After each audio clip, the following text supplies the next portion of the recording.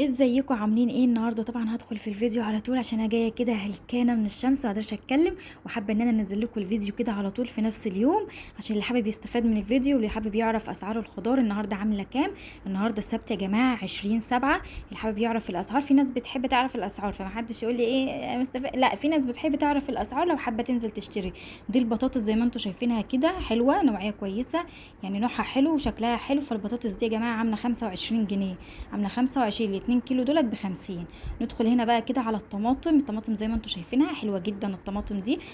طبعا فيها اقل من كده بس انا جبت دي عامله 16 جنيه، يعني قولوا 15، قولوا 15 جنيه. فجبت برضو 2 كيلو، فحلوين بصراحة. دي نوع حلو، في طبعا اقل من كده، في 12 ونص، في ب10، بس بصراحة مش كويسة. يعني انا ما بحب اجيب الحاجة الغالية، بتبقى يعني انتوا عارفين الواحد بيخاف على اولاده كده من الهوا الطاير، فخلينا في الحاجة المضمونة والحاجة النظيفة احسن.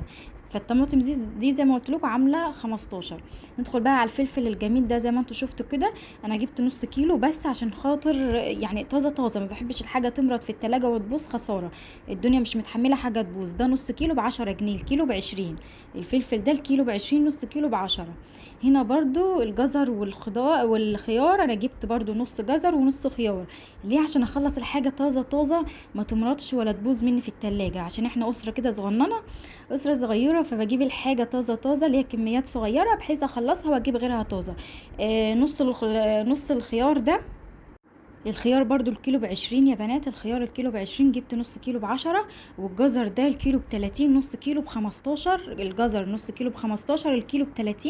في طبعا جزر الكيلو ب20 بس اللي هو التخليل والحاجات دي، لكن لو الاكل حلو الجزر ده ب30، نص كيلو ب15. وهنا الخضره دي طبعا هي مرضت مني بقى لما لفيت كتير وعقبال ما اشتريت. فهم الربطتين يا جماعه كده اللي هم ما بقيش فيه الربطتين دولت ب5. كده تمام. ندخل بقى كده نشيل. فهي الخضرة الاتنين ب5 حاليا، ربطتين كده بيبقوا صغننين بيبقوا ب5 جنيه. هما مرضوا كمان مني من المشوار والحر، انا جيت على طول فردت الحاجة كده وطلعتها عشان ادخلها على التلاجة على طول. هنا بقى جبت المانجا، دي مانجا حلوة جدا، دي مانجا سكري او سكرية زي ما بتسموها. دي مانجا سكري، طبعا في مانجا عاملة 25 وفي 30 والحاجات دي كلها، بس انا جبت السكرية دي عاملة 35. فهي حلوة، قال لي سكرية حلوة عاملة 35، وفي سكرية عاملة 40، وفي اللي هي النعومي عاملة 50. لكن دي انا جبتها اللي هو حلو، خلينا في الوسط. دي عاملة 35، في النعومي عاملة 50 زي ما قلت لكم، وفي سكري تاني عامل 40. هنا بقى ندخل كده على على الليمون ده. الليمون ده يعتبر كده ده ب15، الكيس اللي انتوا شايفينه ده نص كيلو تقريبا ب15 جنيه.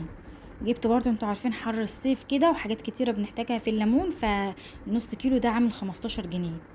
وليمون حلو بصراحة وصابح كده وحلو ولونه حلو ومش مرضان ولا حاجة، حلو يعني ما شاء الله. عشان انا رحت بدري بقى النهاردة فجبت حاجات بدري كده اللي هو ساعات كده الصبحية والحاجة كده بتبقى حلوة. والقلقاس ده يا جماعة دي كيلو على بعضه كده، هي جت كيلو بالظبط، حطها على الميزان جت كيلو، دي ب35 جنيه. سعر القلقاس عامل 35 جنيه. اهي زي ما انتوا شايفينها كده، هي جت على بعضها كيلو عاملة 35. نحوش بقى كده الحاجات دي كلها كده مع بعض وندخل بقى هنا. برضو كان عندي لحمة، لا ندخل على الكاتشب. هنا بقى جبت الكاتشب الحار ده حلو جدا عشان جبت معاه برجر دلوقتي هوريهولكم. فالكاتشب الحار ده انا بحبه بصراحه على البرجر، بيبقى طعمه حلو، او مع الكفته برضو لما تكون كفته مشويه على الفحم. ده عامل حوالي 29 جنيه الكاتشب ده. هنا بقى جبت برجر اللي هو بيف برجر اطياب، انضف حاجه في السوق اطياب. بصراحه ابني عايز همبرجر، عايز همبرجر وبيحب البرجر، فانا لازم اجيب له حاجه اكون واثقه منها. فسعر البرجر ده عامل 263. 263 طبعا في حاجات اقل من كده بكتير، في 190 وفي 160 وفي 140 وفي لغايه 40 جنيه كمان. بس انا جبت الحاجه اللي واثقه منها عشان خاطر انتوا عارفين بصراحه الدنيا مبقتش مضمونه دلوقتي، فانا جبت اطياب اللي هو انضف نوع اطياب. هنا بقى فرمت اللحمه دي زي ما بوريها لكم كده. هنا ده كيلو لحمه انا فرمته كده، لو حابه ان انا اعصج منه حاجه او نعمل حواوشي او كفته على الفحم، فعملت الكيلو ده كده لوحده. وعملت كيلو تاني كفته اللي انتوا شايفينه ده كفته اللي هو مغدر شويه ده بقى عشان نضاف له خضره وحاجات. دي كفته، عملت كيلو كده كفته وكيلو فرمته لحمه جاهزه. طبعا الراجل بياخد على الفرم لو لحمه كده هتفرميها بس من غير كفته بياخد 20، هتفرميها كفته بياخد 40. يعني دول عاملاهم ب60 جنيه يعتبر.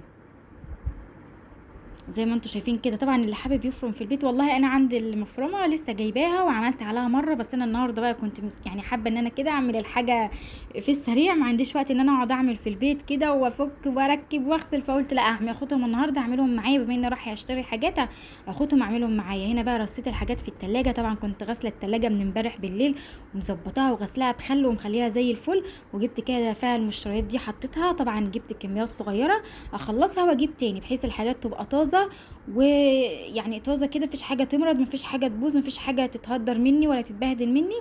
والتلاجة زي ما انتم شايفينها كده كنت غسلاها وزي الفل. ويلا بقى سلام.